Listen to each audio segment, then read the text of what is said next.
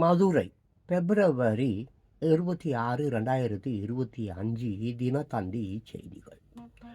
பள்ளிகளில் பாலியல் குற்றங்களை தடுக்க குழுக்கள் உள்ளதா? ஓகே, யார் கேட்குறாங்க? மதுரை ஹைகோர்ட் கேள்வி. சரி, இது நம்ம கொஞ்சம் விரிவாகவே பார்ப்போம். பள்ளிகளில் பாலியல் குற்றங்களை தடுக்கும் மாணவர்கள் பாதுகாப்பு குழுக்கள் உள்ளதா என மதுரை ஹைகோர்ட் கேள்வி எழுப்பியது.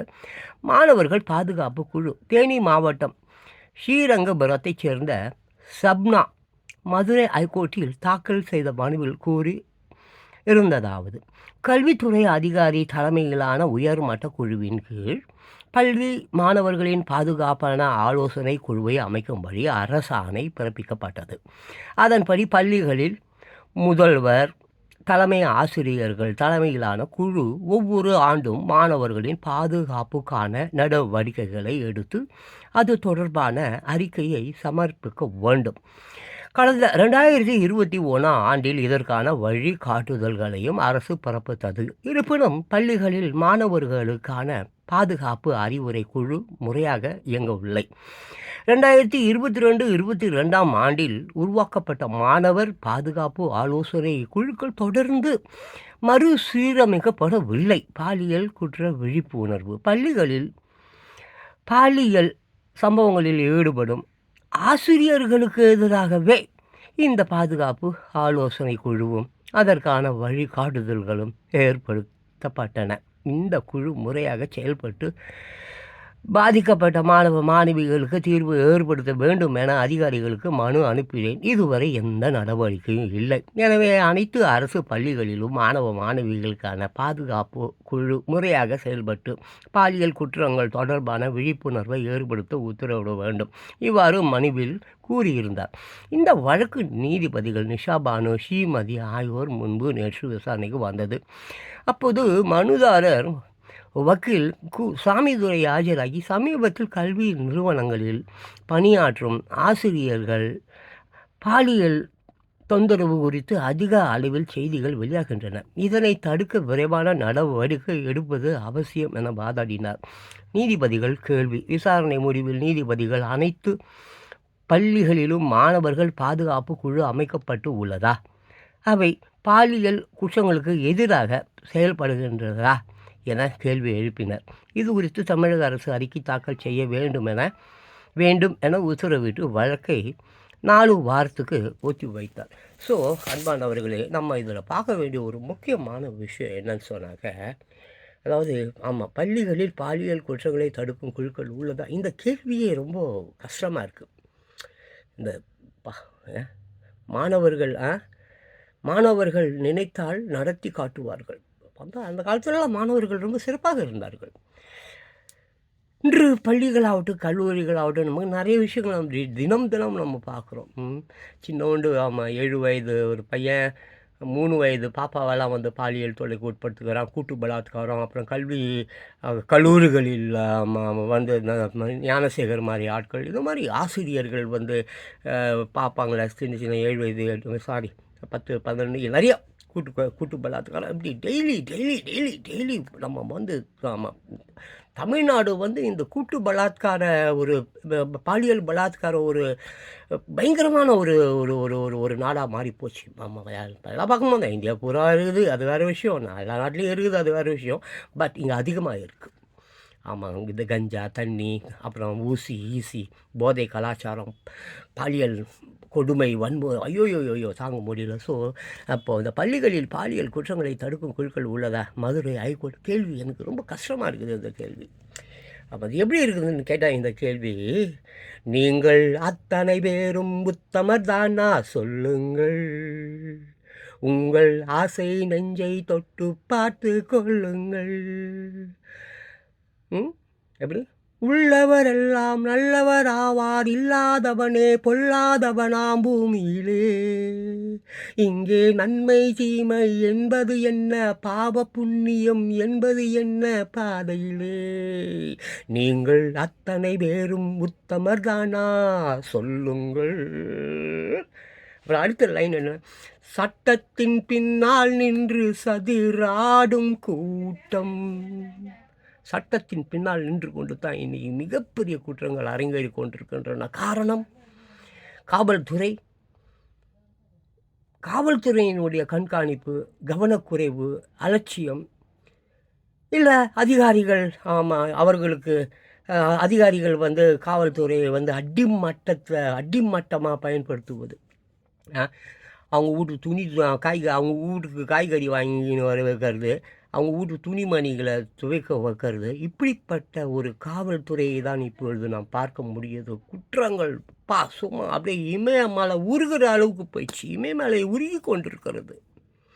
எப்போ வேணால் பனி அப்படியே அந்த இமயமலை தான் இப்போ எல்லாம் பெரிய பெரிய பெரிய பெரிய இந்த முகலாய பேரரசு, டச்சுக்காரன், போர்த்துகீசியும் அவங்க எல்லாம் பயங்கரமாக உள்ளே வராமல் தடுத்தது இமயமலை, எவரெஸ்ட்டு. அதனால தான் எல்லாம் கடல் வழியாக வந்தான். கடல் வழியாக போனால், கொலம்பஸ் போனால், அதை கண்டுபிடிச்சான். காலங்காலமாக இந்த கப்பல், அப்புறம் குதிரை, அப்புறம் படகு, அப்புறம் பாய்மர கப்பல், அப்புறம் கழுதை, அப்புறம் ஒட்டகம், அப்புறம் யானை, இது போன்ற விஷயங்களை பயன்படுத்தி கொண்டு தான் அந்த நாட்டிலேருந்து இங்கே வந்தான், இங்கேருந்து அங்கே போனான். எல்லாம் நடந்தது வியாபார ரீதியில் நடந்து கொண்டிருந்தது. ஆனால் இன்றைக்கி கொலகார பசங்க அரசியல்வாதிகளாகிவிட்டார்கள். எல்லா குற்றங்களும் சட்டத்தின் பின்னால் நின்று சதிராடும் கூட்டம். இதுதான் இன்னைக்கு பாலியல். ரொம்ப ஒரு சின்ன பையன், ஏன் இங்கே தண்டனைகள் இல்லை? ஏன் இந்த முஸ்லீம் நாடுகளைப் போல அமெரிக்காலெல்லாம் பார்த்தீங்கன்னா ஒரு பையன் ஒரு கன் எடுத்துன்னு போவான். அவனுக்கு யாரையாவது பிடிக்கலாம், ஒரு கன் எடுத்துன்னு போவான். டம்மான்னு அங்கே ஒரு 10-20 பேரை சுட்டு சொல்லிட்டு அவனும் சுட்டுன்னு செத்துருவான். ஆமாம், இங்கே கூட பாருங்க, இந்திரா காந்தியே ஒரு காவல் காத்து கொண்டு வந்து இந்திரா காந்தி அம்மாவே சுட்டான். ஆமாம், காந்தியை, அப்பேற்பட்ட காந்தியை ஒரு கோட்ஸே சுட்டான். ஸோ இங்கே தண்டனை, இவங்க இந்த மக்களை கொத்தடிமையாக அவங்க வளரவே கூடாது அப்படி சொல்லிட்டு மிக கேவலமான முறையில் அவங்கள அப்படியே கண்டுக்காமல் ஊட்டிட்டாங்க. அதனால தான் எங்கே பார்த்தாலும் பாலியல், எங்கே பார்த்தாலும் கஞ்சா, எங்கே பார்த்தாலும் சரக்கு. ஒரு குடும்பத்தை அதாவது ஒன்று சொல்லுவாங்க அந்த காலத்துலலாம், என்ன தெரியுமா, பேக் டு ஹோம் அப்படின்னா என்ன? Back to home. எப்போ நீ வெளியில் போயிட்டாலும் வீட்டுக்கு வந்துடு, கம் பேக் அகெயின். அதாவது வீட்டுக்கு வந்துடு, வீட்டை விட்டுட்டு போயிட்டா வீட்டுக்கு வந்துடணும், அதுதான். ஆனால் இன்றைக்கி வீட்டை விட்டுட்டு போனவன் தான் அப்படியே போயிட்டான், அப்படியே போயிட்டே இருக்கிறானுங்க. எல்லா குடும்பங்கள் பிரிந்து விட்டது, சொந்தங்கள் பிரிந்து விட்டது, அன்பு சுத்தமாக இல்லாமல் போயிடுச்சு. எல்லாம் ஃபோனில் பேசிக்கிறான், ஃபோனை பார்த்துக்கின்னு சோறு தூண்டுறான்.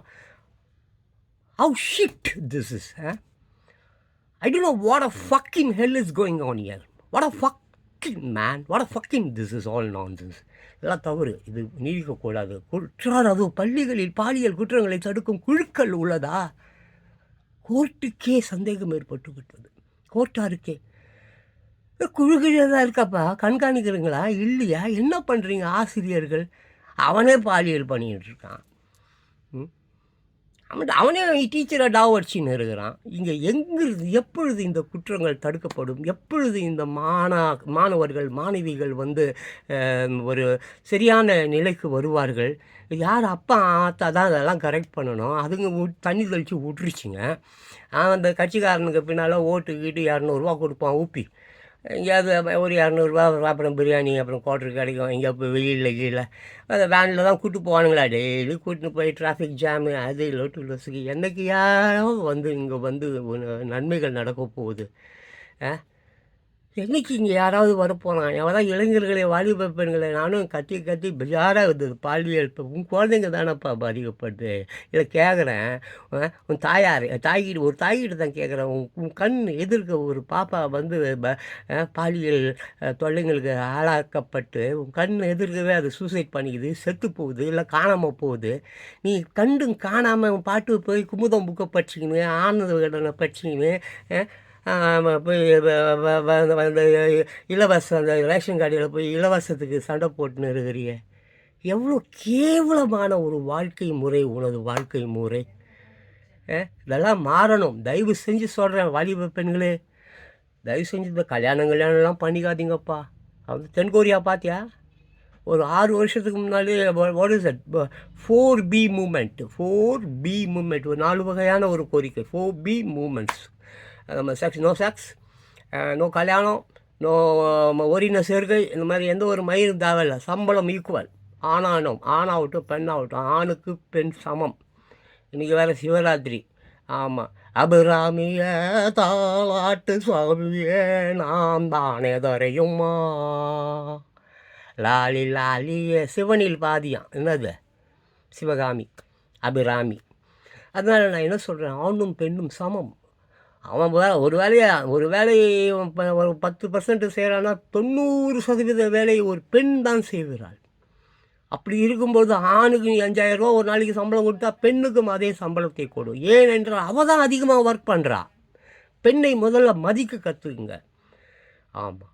பெண்ணை எவன் ஒருவன் எல்லாம் மதிக்கவில்லையோ அவன் தரம் குறைந்தவன் மட்டும் இல்லை, தருதலை. ஒரு பெண் உன் பொண்டாட்டிக்கிட்ட நீ நல்ல பேர் வாங்கலைன்னா நீ எந்த ஜென்மத்திலையும் நீ உருப்பிட மாட்டேன். உன் பொண்டாட்டி உன்னை நல்லவன் சொல்லணும். அந்த அளவுக்கு நீ ஒரு ஆண் மகன் நடந்து கொள்ள வேண்டும். ஆமாம். இன்றைக்கும் என் பொண்டாட்டி என்னை காலையில் 62 வயசாச்சு. காலையில் செல்லம் என்ன லேட் ஆகிடுச்சி, எழுந்திரி செல்லம் இந்தா காஃபி அப்படின்றா. ஸோ தட்ஸ் அதுக்காக நான் பெருமைப்படல. அவள் என்ன லவ் பண்ணினுக்கிறா. நான் அவளை லவ் பண்ணுறேன்னா லவ் பண்ணலையா அது எனக்கு தெரியாது. But she is loving me. அப்படித்தான் ஒரு பெண்ணானவள் கணவனை லவ் பண்ணக்கூடியவளாக இருக்க வேண்டும். அது 62 வயதாகட்டும் 100 வயதாகட்டும். அப்படி ஒருவன் வாழ்கிறானா என்றால் அவன்தான் உத்தமன். புரியுதா? பிள்ளைகளப்பா, உன் பிள்ளைகள் இந்த உலகப்பா.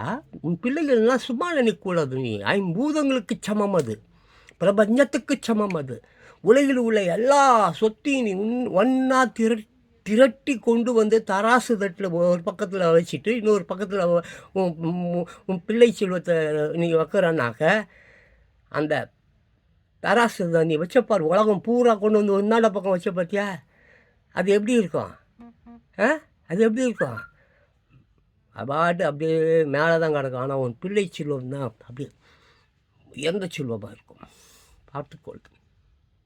பார்த்துக்கொள். உன் பிள்ளை செல்வம் அது பாலியல் துன்பங்களுக்கு ஆளாகுது. போராடு. உயிரை கொடுத்து உன் குழந்தையை காப்பாற்று. அதுக்காக சமுதாயம் அல்ல. ஆமாண்ணா. வானத்தில் இருக்கிற நட்சத்திரங்களாகட்டும், சூரியன் ஆகட்டும், சந்திரன் ஆகட்டும், அடித்து நொறுக்கு. உன் பிள்ளை செல்வம் அதுதானே உலகில் மிகப்பெரிய செல்வம். பஞ்சபூதங்களை காட்டிலும் உயர்ந்தது, பிரபஞ்சத்தை காட்டிலும் உயர்ந்தது. அப்படிப்பட்ட பிள்ளை செல்வத்தை பாலியல் துன்பங்களுக்கு ஆளாக்கி கொண்டு பார்வையிட்டு கொண்டிருக்கிறாயே, நல்லாவா இருக்குது? பெற்றோர்களே, தப்பு. திட்டிக்கொள்ளுங்க, இல்லை இயற்கை அழித்து விடும். பார்த்துக்க.